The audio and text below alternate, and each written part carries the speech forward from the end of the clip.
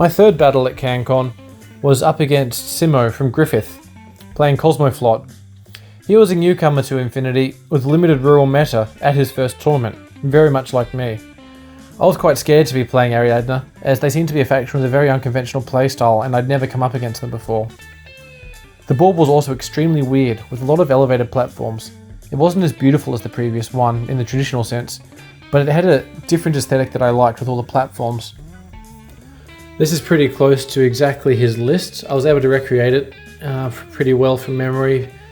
The main features are the Polaris Bearpode, Margot and Duros. Of course, I had no idea those were coming. Same with the two SAS, who were both specialists.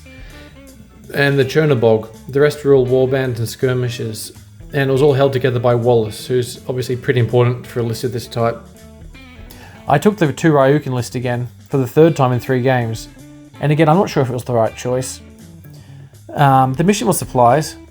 You have to open 3 objectives and carry off the supplies contained therein and finish the game in possession of 2 of them. I once again lost the lieutenant roll-off and was forced to deploy first, and I again chose to go first. I was actually very happy with this because I think supplies is a good mission to go first in, because you can get in and get out with the objectives before your opponent has a chance to respond.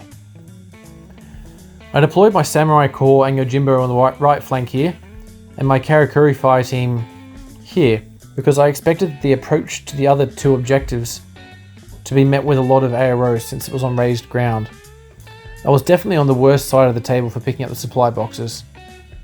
I put my kill hacking device Ryukin on the left here with the aim of being able to get to the left objective and hopefully being able to put up a fight for all 3 objectives. My heavy rocket launcher Ryukin was over here because he could cover 2 of the objectives as well as the ground floor line of approach from here. As usual, I deployed my Keisotsu prone and facing backwards to protect against paratroopers and so on. Simo deployed almost his entire army in this region around William Wallace, with only a camo marker and a single warband here. There was also an SAS here. He held back a Chernobog tag and deployed it last over here. This made me very happy because the model is my favourite released by any miniature company in the last year or 2, and I was finally able to face it in battle. Of course, I was also nervous as I'd had very little experience against tags. In my first turn, the samurai moved up through here and grabbed the supply box, and they finished their turn in defensive positions with the Donmaru holding the supply box in this little nook here. Unfortunately, I erred with my Ryukin. I Cybermaster and moved her up on the left hand side here, because climbing up on the right here would have made her visible to Simo's ARO pieces when she vaulted, but now I was right next to his warband and a camo marker. I wanted to jump over the objective piece to the other side, because I wouldn't be seen now that I've already completed my climb, but we discussed this and decided it wasn't legal. Therefore, I spent the rest of Combat Group 2's orders moving my Karakuri fire team up to here and killing the SAS. In Simo's first turn, he put 2 wounds on the Karakuri with his Chernobog and she dropped prone. Then he killed my Flamen Spear Tanko, and then he landed Sergeant Duros here. He super jumped onto this building and killed this Keisotsu. He knew that this one wasn't my lieutenant, and the one next to him could be, and was, so I'm not sure why he targeted that one. He went to target the lieutenant next, but since I'd revealed my heavy rocket launcher Ryukin and ARO, and that was much more of a threat, he super jumped over there and killed him instead. Duros was still unwounded at this point, but Simo's next move was probably a mistake.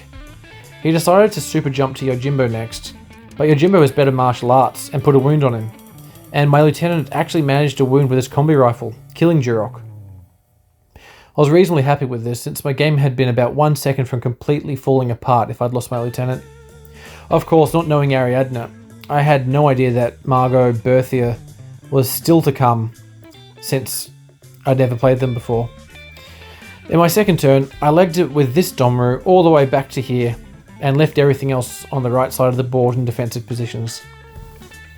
On the left side of the board, my Karakuri fire team was pinned down by the Chernobog and needed to break cover if it wanted to access the central objective. I couldn't heal the Karakuri up because Yuriko Oda was separated from her by this barrier, which she'd have to vault and reveal herself in order to reach the Karakuri. Instead, I decided to risk revealing the Ryukin in the hopes that her mimetism -6 would be sufficient to get her away with the supply box, but she was instantly roasted by the revealing SAS camo marker here. They left her with no choice but to attempt to take the central box, so the Karakuri popped over the barricade and grabbed it successfully on the first attempt, but she died in arrow to the Chernobog. Domaru picked it up and legged it all the way back here, and I ended my turn. In Simo's second turn, he nabbed the final supply box with his Fort Observer SAS and did a classified objective against my Ryukin's corpse, followed by a Fort Observer classified objective against one of my ARO pieces, after a couple of attempts. A Polaris Bearpode advanced up the main ground floor approach under the cover of some smoke grenades and berserked my missile launcher Tanko. My Tanko killed him with a monofilament weapon, but died in response since berserk isn't face to face. This was kind of odd because the Bearpode has immunity total, like my Karakuri, and should only have taken a single wound instead, but I didn't know that, and my opponent mustn't have known of the interaction either. In fact, after he declared his berserk, I told him that my Tanko had a monofilament CC weapon, and explained it to him, and offered to let him roll back the berserk, but he said he understood, and went ahead with it anyway. In my turn 3, I set up everything I could in Overwatch, like I had in the previous game, with these Keisotsu and this remote moving back here, and Yojimbo and the Kenpei Tai covering the other approach. It was a pretty quick turn, and so was Simo's final turn. He spent an order moving up one of his warbands to tank all of my mines and crazy koalas, and then spent the rest of his orders on his Chernobog, just racing up the board, shrugging off all my AROs, and getting within 6 inches of this Domaru with one order to spare. He chose to move into melee combat with the Domaru and use his chest mines in CC mode. He seemed to think that they were burst 2 even in melee, whereas it appears to me that they're only burst 2 in BS mode. But I didn't know any better, and he critted on one of the hits, so I ended up having to roll 3 saves. Thankfully, I passed 2 of them, and won the game 6-4, with 2 supply boxes to 1, and having completed a classified objective at some point. Even if he'd used the chest mines in BS mode, he couldn't have crit because they're template weapons, so nothing would have changed, and my hypothetical dodge arrow would have passed since my actual CC arrow did pass but was beaten by his high face-to-face rolls. In any case, I went home that day with a grin on my face, having won 2 games from 3. Since 2 from 5 was my goal, I was ecstatic, and now I could face day 3 with nothing to lose and everything to gain.